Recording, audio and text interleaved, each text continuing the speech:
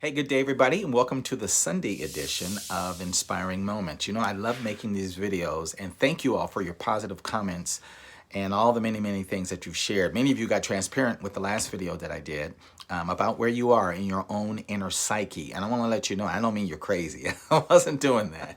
But you know what? We all are somewhere.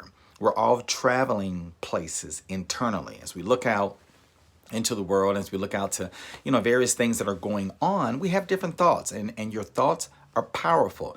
Any kind of movement of your mind, any kind of movement of your thought process is hugely powerful and impactful on what you call your life. Today, with that in mind, I want to talk today about the power of your beingness. Okay, I know that that phraseology is pretty unique. We all know that we're human beings, right? We know that we're human beings, but my beingness, that state that I'm in, and my thoughts, that state that I'm in with what I'm feeling right now, because everybody feeling something, sugar. Oh, yes, they are. Everybody is feeling something. So that feeling is a state. It's a state that you've entered into, and you're not your feelings. You can control your feelings. You can use your feelings intellectually and with purpose and with intention to take your life where you want it to be. Likewise with your thoughts. Likewise with you. So understanding your beingness is highly powerful. And I want to say that I remember coming up, and this is an awareness that I didn't have, and so I want to share it with you. I didn't know that I was a spiritual being. You know, I grew up around a certain thought, and that thought that I was around taught me that I was a human being, and I was trying to get into the spirit. There's this dimension of spirit, and you're trying to get into it. You're trying to get into the spirit, and really that's not the reality.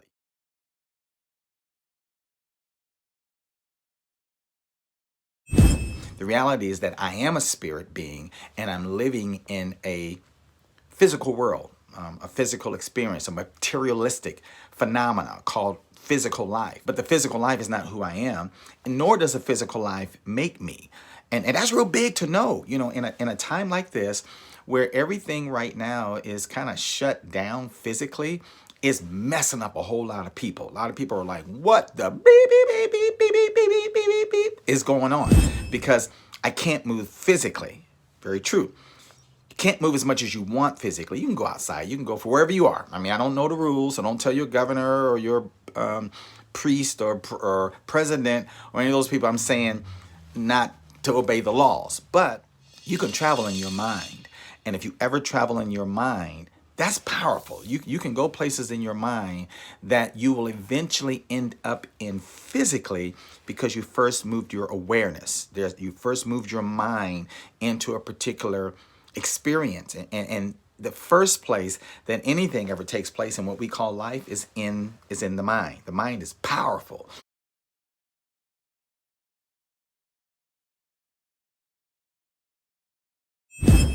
And so where are you in your mind? I kind of talked about that in the last video, and I want to return to that today. Where are you? You got to stop and think, man, what am I thinking? And maybe get you an iPad, maybe get you a notebook, get something that you can sit down and think about, what is it that I'm thinking about? Because my thoughts, and you got to convince yourself of this. Myron can't do it for you. You got to convince yourself of the power that your thoughts have, okay? This is not, science acknowledges it.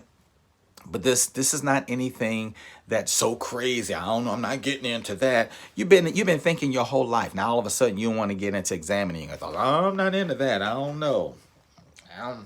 Where's he get this stuff from? Where do you get your thoughts from? Where do you get your set of beliefs from? Now all of a sudden you don't want to get into anything, but you've been thinking your whole life. You've been feeling your whole life. You've been having perspectives your whole life. And all of a sudden someone addresses you and say, hey, examine your thoughts. Examine that activity that's going on inside here. Your brain is powerful. Your mind is powerful. Your thoughts are powerful. And I'm simply admonishing that you become aware of that. Because you can direct your thoughts, because your thoughts are creative, whether you know about that or whether you don't. And stop being afraid, man. We're dissing ourselves right now from other human beings because we don't know. Okay, I am touching that. But one thing you can't distance yourself from is yourself. Ooh, think about that. You cannot distance you from you. Wherever you go, there you are. Wherever you go, you take those thoughts and feelings. Wherever you go, you take the inner aspect of you, your beingness that makes you you. So the goal is to become aware of that. What am I thinking? And why? Here's another one. Why am I thinking these thoughts? Why do I think of all of the people in the world that a certain experience could happen to? Why do I think it's going to happen to me? Where did you get that from? Who planted that seed in your mind that's got you thinking that something's going to happen to you?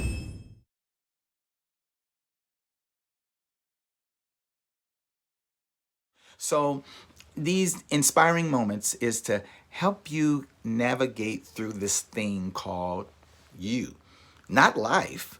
Life is reflective. Life will reflect back to you whatever's going on the inside of you.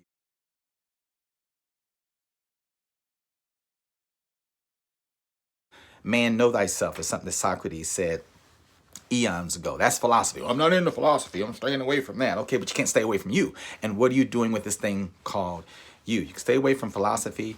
You can stay away from psychology, sociology, behavioral science. You can stay away from all that stuff. But one thing you can't stay away from is this thing called you. And what are you doing, you guys, with this thing called you? What are you doing with you? You know, how do you feel about you? What do you think is really going to happen to you? That seems to be the big question of the day. I should go on Google Trends and say, how many people are thinking about what's going to happen to them? It's probably thousands, but nobody's Googling that because that's controlled by you. It's controlled by your relationship that you're having right now and each and every day with yourself. And so you've got to become, you've got to get to the place where you start to know the inner aspects of yourself. And that's not, it may be foreign terrain because we're so used to being what others tell us that we are, that we don't stop for a moment and realize, you know, I'm the creator of this thing called me. You know, I'm not going to be what y'all want me to be.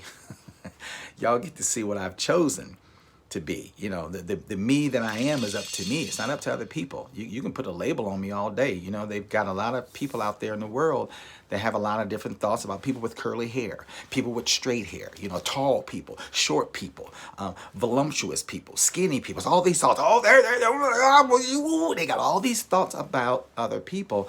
And if you're a prisoner of that, if you're a prisoner of allowing other people with such short-sightedness about even themselves, with that short-sightedness label you, you're not going to get very far.